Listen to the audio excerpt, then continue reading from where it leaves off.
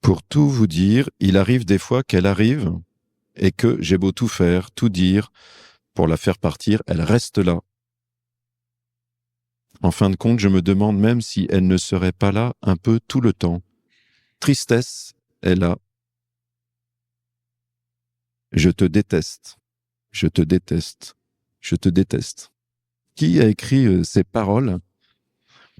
C'est Zhao de Sazagan qui a écrit une chanson sur la tristesse, qui s'appelle Tristesse, et dans laquelle elle évoque cette passion, cette émotion intérieure, cette passion de l'âme, dont nous allons parler ensemble ce soir. Peut-être que pour entrer dans ce temps de méditation, vous pouvez vous connecter intérieurement à un moment de votre vie, peut-être vous êtes dedans, peut-être c'est plus ancien, où vous avez eu cette émotion-là intérieurement, voilà, qui a été présente.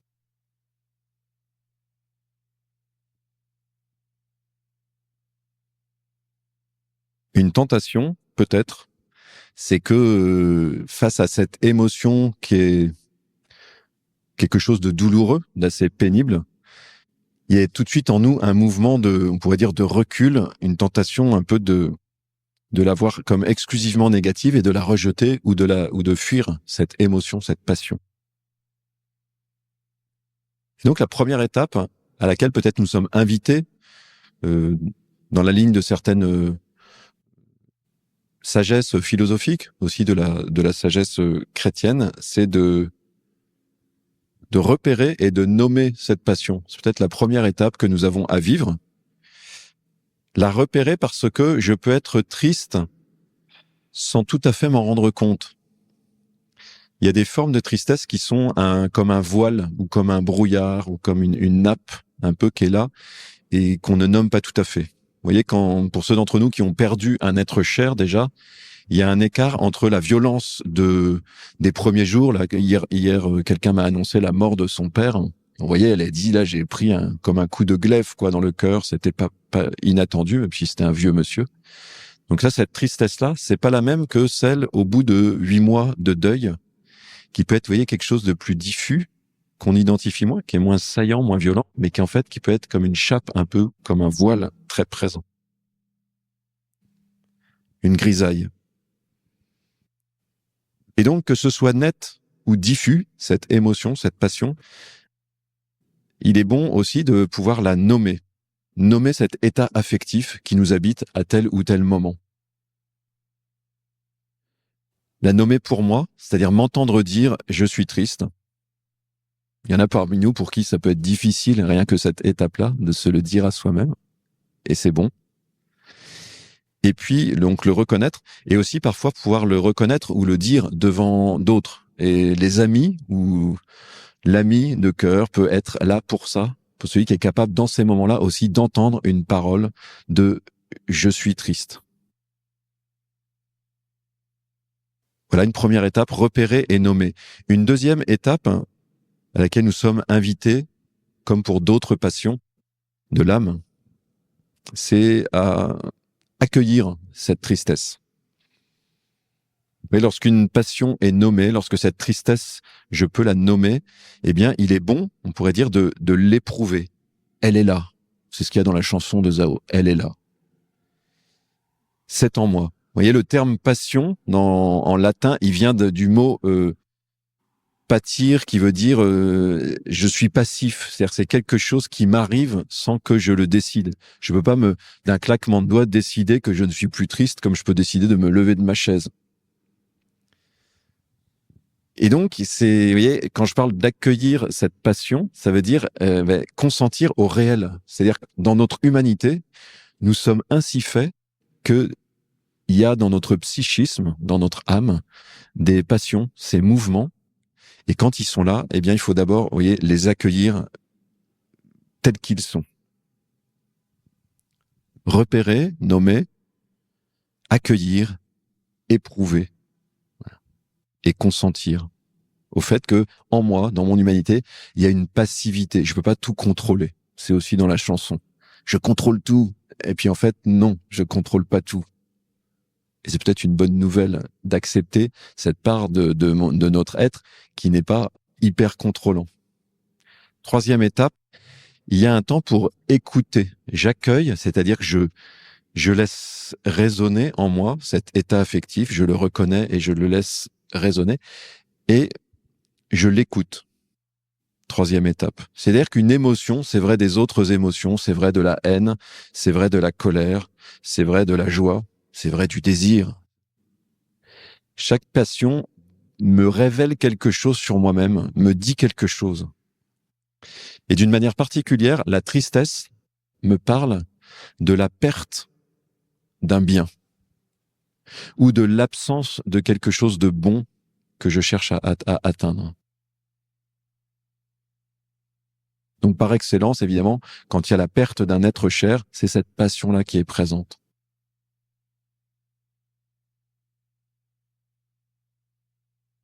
Et donc, vous voyez, en positif, quand je suis triste à la mort de quelqu'un de proche ou à une séparation, pas forcément la mort, mais à une séparation, cette tristesse, positivement, me parle de la valeur de l'autre, me parle du bien que je reconnais en lui, me parle de la valeur de notre relation, de peut-être de l'attachement ou de l'admiration ou de l'amour que j'ai pour cette personne. Et ceci est une chose bonne, vous voyez, de laisser aussi la tristesse me dire quelque chose de réel, de profond.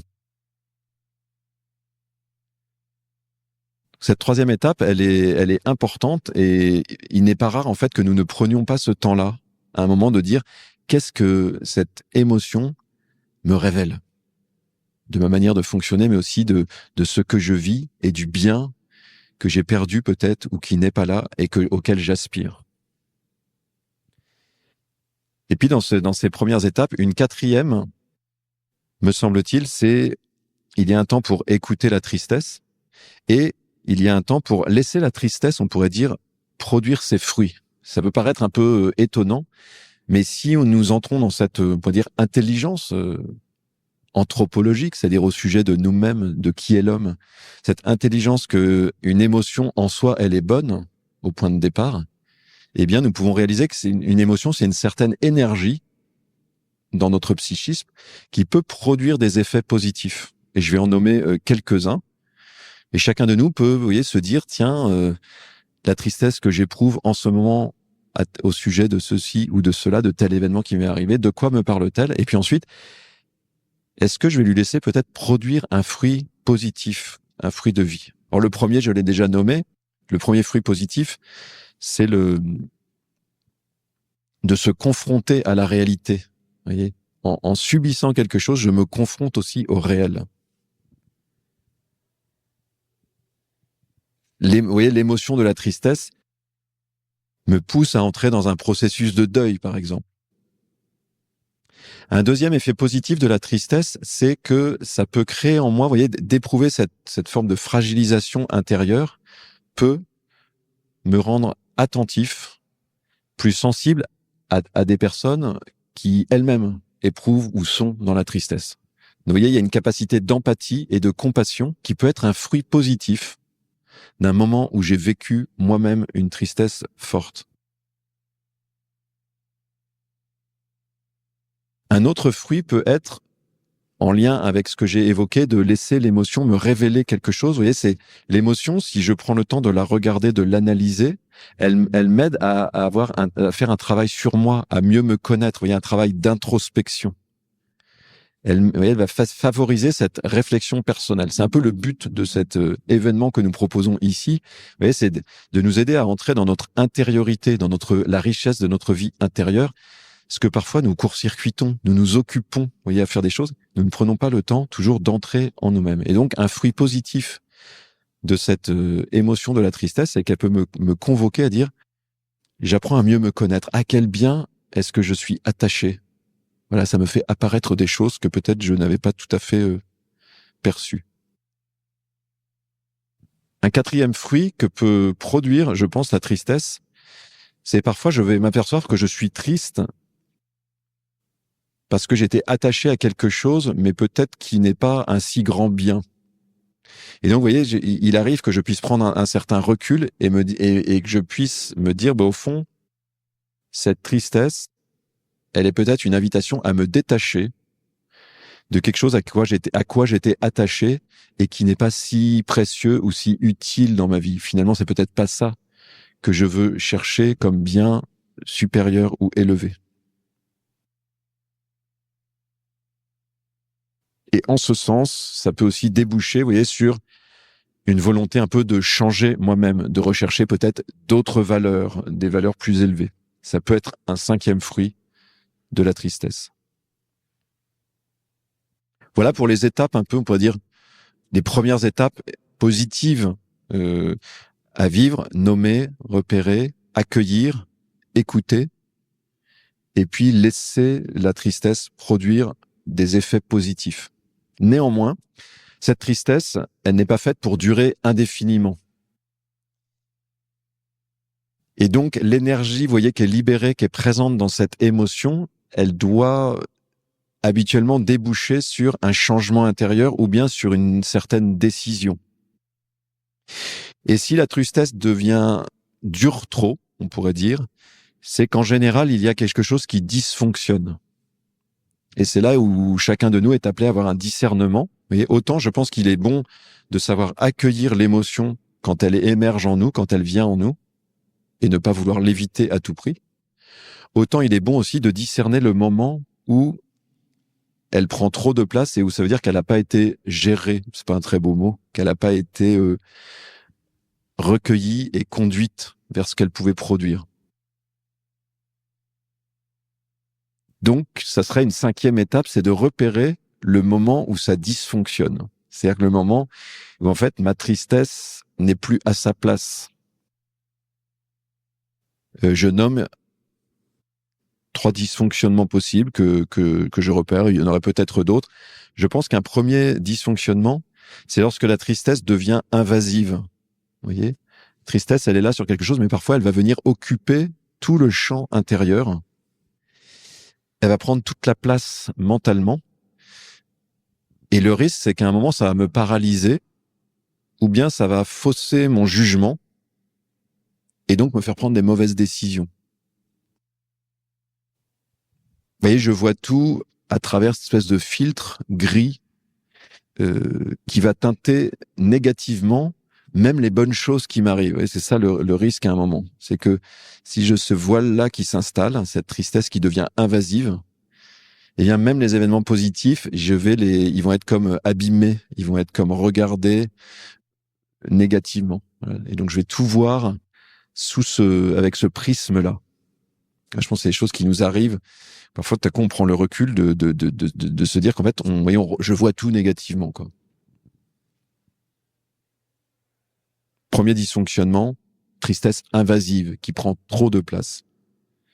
Deuxième dysfonctionnement, c'est un peu l'ambiance de la chanson de Zao là vers la fin, c'est que ça devient un peu mortifère, quoi. C'est-à-dire que ça fait naître en moi des pensées d'autodépréciation. Vous voyez que je suis confronté à quelque chose que je suis incapable de combattre, de sentiments d'impuissance et finalement des espèces de pensées de mort quasiment. Vous voyez, c'est pas simplement de l'invasif extensif, c'est que ça peut être une tristesse, vous voyez, qui descend vers les racines de mon âme et qui abîme quelque chose, qui vient comme me dévitaliser. Tristesse mortifère. Puis un troisième dysfonctionnement qui est un peu paradoxal, mais je pense il est bon d'être attentif parce que ça peut tous nous arriver. C'est que comme d'autres émotions ce qu'on appelle parfois dans la tradition philosophique ou les passions tristes, voilà, il arrive que l'homme se complaise dans des passions tristes. C'est-à-dire qu'à la fois, vous voyez, nous n'aimons pas ces passions-là, nous n'aimons pas ces sentiments, et en même temps, nous les ressassons. C'est un paradoxe de l'âme humaine qui est blessée par le mal, c'est parfois de retourner, vous voyez, vers ce qui, entre guillemets, est négatif, et de ressasser ça. Et donc, il arrive que, vous voyez, la tristesse, qui était au départ quelque chose, un mouvement, on pourrait dire, comme un espèce de mouvement réflexe de mon psychisme, face à quelque chose de négatif qui m'arrive, eh bien, il y a cette passion qui est comme une réaction saine, mais que je vais comme cultiver pour elle-même, voilà, dans laquelle je peux me complaire. Il faut être capable, parfois, de reconnaître qu'il y a une forme de complaisance en nous, dans une tristesse. Et donc, cinquième étape, repérer ces dysfonctionnements-là va pouvoir m'aider à dire là, il faut que j'en sorte. Là, il faut que je réagisse pour combattre peut-être cette tristesse.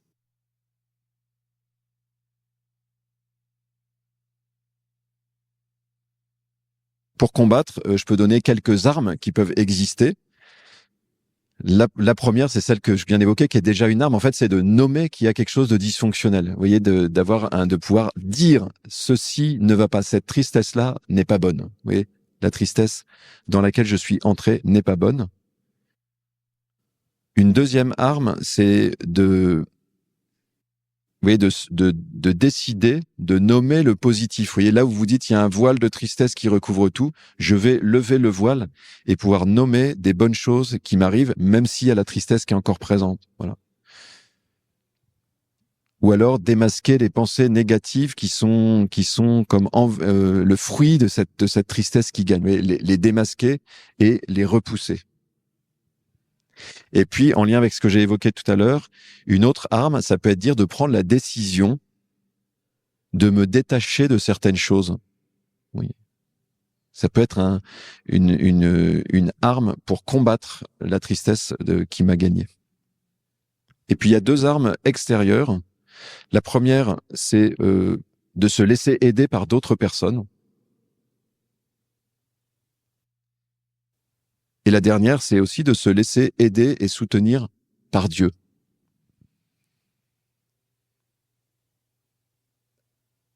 Dieu peut-il changer ma tristesse? Je terminerai avec ça. Vous voyez, dans notre vie humaine, nous pouvons avoir ces ressources, on pourrait dire spirituelles. Et par rapport à la question de la tristesse, Dieu peut certainement nous apporter quelque chose et nous aider à la fois à gérer cette émotion, cette passion, mais aussi à avancer ou à la combattre. Alors la première chose, c'est que quand on lit la Bible, par exemple, c'est qu'on voit que la Bible légitime d'une certaine manière la tristesse. Il y a certaines traditions spirituelles qui vont plutôt nous encourager à vivre un espèce de détachement, vous voyez, à éteindre un peu les passions.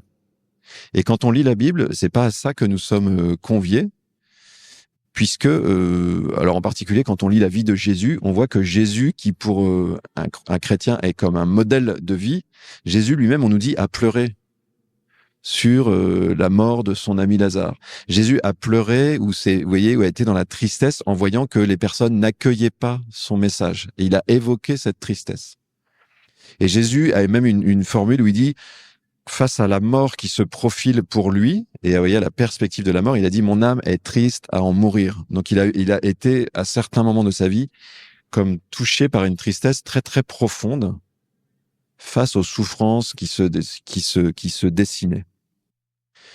Et donc le christianisme et on peut dire le message de Jésus ne vise pas du tout une impassibilité pour ne plus souffrir, mais au contraire nous parle de devenir des êtres passionnés. Vous voyez, Jésus, il a une chair, on pourrait dire, vibrante, qui connaît la tristesse, qui connaît la joie, qui connaît le désir, qui connaît la colère au sens non pas de colère dysfonctionnelle, mais de colère saine, de réaction face à une injustice. Voilà, et donc nous sommes, et c'est peut-être la première chose que la Bible nous pousse à vivre, c'est que nous sommes, vous voyez, appelés à développer cette vie émotionnelle riche, ce psychisme, cette vie psychique, on pourrait dire, riche, et c'est bon. C'est ce dont nous avons parlé au début. Le second élément, c'est que la Bible nous parle aussi d'une joie spirituelle, c'est-à-dire d'une joie que Dieu peut donner. Et déjà, le peuple juif parle de Dieu comme source de joie. Il y a plein de passages qui évoquent ça. Dieu de ma joie, cette formule-là, qui est étonnante, et qui dit une expérience de tout un peuple, que dans la relation à Dieu, il y a l'expérience qu'une joie peut être communiquée et reçue. Et puis ça s'intensifie avec Jésus, qui, un peu avant sa mort, vous voyez, comme dans son testament spirituel, une de ses paroles peut-être les plus marquantes, c'est, vous voyez, il donne ses dernières paroles et il dit « Je vous dis cela pour que ma joie soit en vous ». C'est une parole étonnante qui nous suggère que Jésus, en son humanité, mais aussi dans sa divinité, il a vécu intérieurement une joie très particulière et qui veut nous la communiquer et qu'il peut nous la communiquer. Et donc, c'est l'arme que j'évoquais, cette arme spirituelle, c'est aussi de nous ouvrir à un don que nous pouvons recevoir de Dieu. Donc, pour combattre la tristesse lorsque nous voyons qu'elle devient dysfonctionnelle, nous pouvons en appeler à Dieu et lui demander qu'il nous communique cette joie, où nous pouvons, si nous avons cette foi en lui, cette confiance en lui, demander à Jésus que la parole qu'il dit s'accomplisse pour nous, que sa joie vienne en nous. Et le dernier mot que je donnerais, qui vraiment caractérise un peu la pointe de la révélation chrétienne, c'est que pour nous communiquer cette joie, vous voyez, qui est vraiment dans l'intention de Jésus, eh bien Jésus a accepté de plonger dans une tristesse, entre guillemets, pour laquelle il n'était pas fait.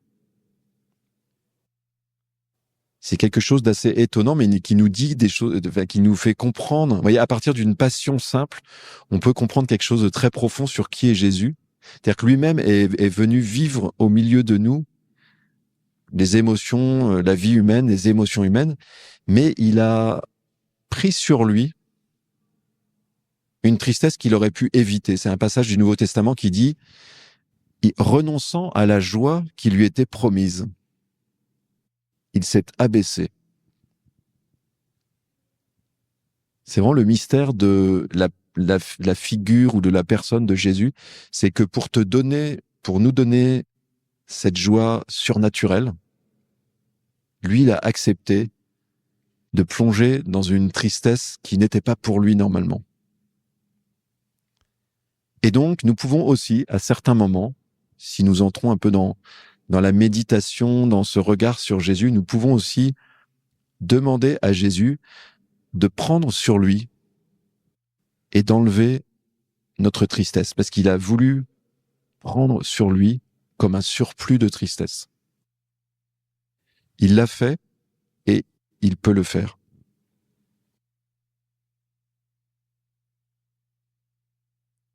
Je vous propose de prendre 3-4 minutes pour peut-être refaire intérieurement ce petit cheminement-là. Je ne vais pas faire toutes les étapes, je vais juste faire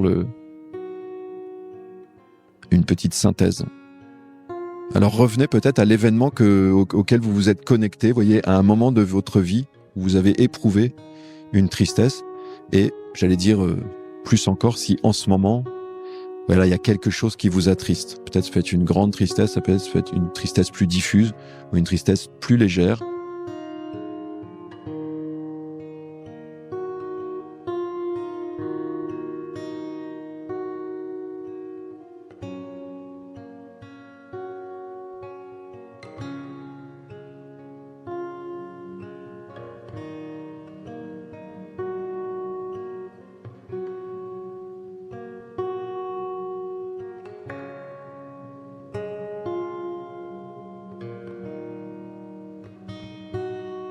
La première question, la première chose que nous pouvons méditer chacun, c'est de nous dire, voilà, cette tristesse qui est là, accepter qu'elle soit, de la regarder comme quelque chose de bon, qui m'apporte aussi une vérité, une révélation. Qu'est-ce que cette tristesse me dit du bien qui me manque ?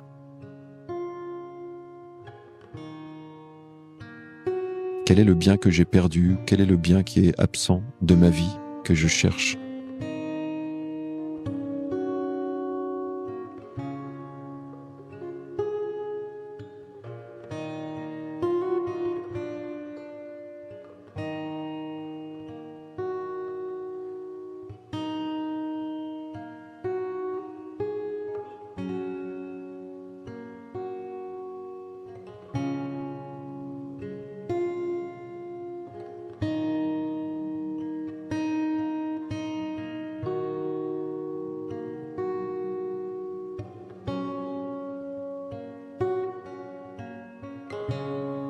Est-ce que je sens intérieurement qu'il y a une direction qui se dessine un peu?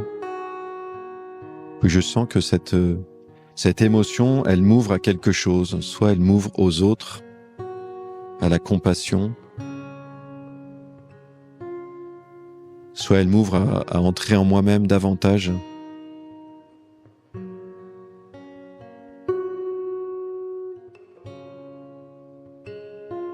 Soit elle m'appelle peut-être à un dépassement, à un détachement.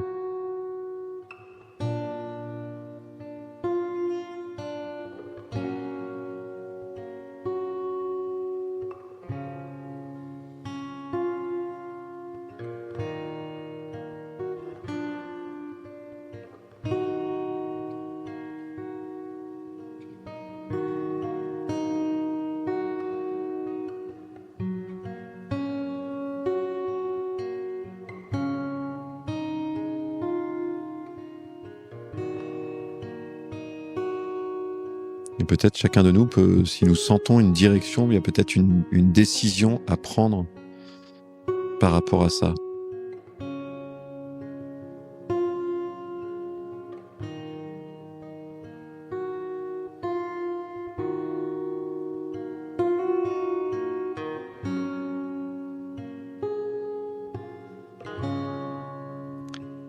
Et pour ceux à qui ça parle, une possibilité pour terminer,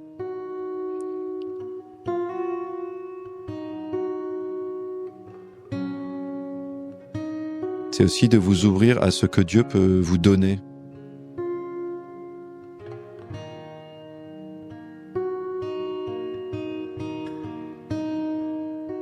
Et si on sent que cette tristesse, elle n'a plus sa place, mais c'est pas toujours le cas. Si jamais vous sentez que cette tristesse n'a plus sa place, vous pouvez demander à Jésus d'enlever, de prendre cette tristesse.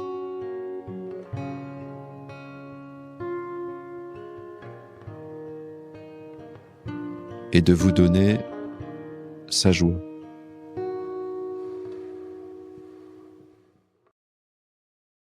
Merci beaucoup d'avoir écouté cet épisode. Il y a forcément une personne autour de vous à qui ce podcast peut faire du bien. Prenez 15 secondes maintenant pour lui partager l'épisode. Et abonnez-vous.